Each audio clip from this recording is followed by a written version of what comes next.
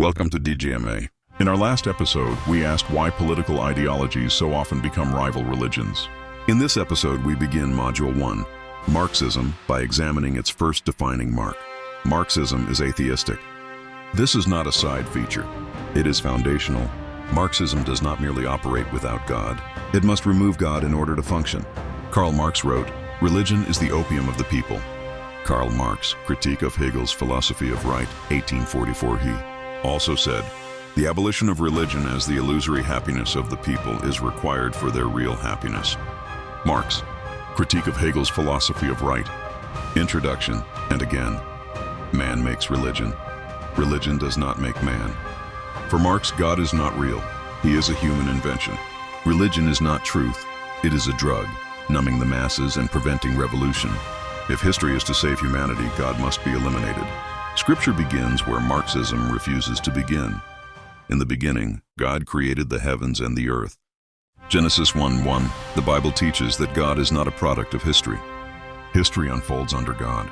The fear of the Lord is the beginning of wisdom.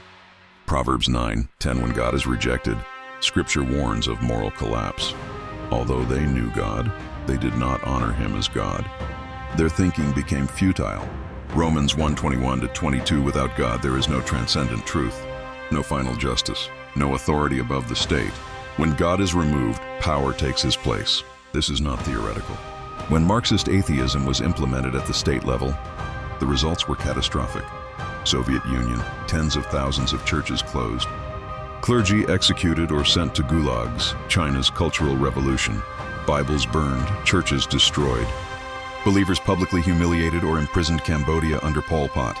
Religion abolished entirely. Monks executed. Nearly 2 million people killed. North Korea.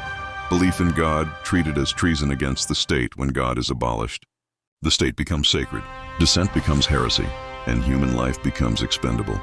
Today, this atheism often appears more subtle. God is excluded from public life. Faith is dismissed as irrational or harmful. History, progress, and policy are treated as saviors. God is no longer persecuted openly. He is simply erased. But the logic is the same.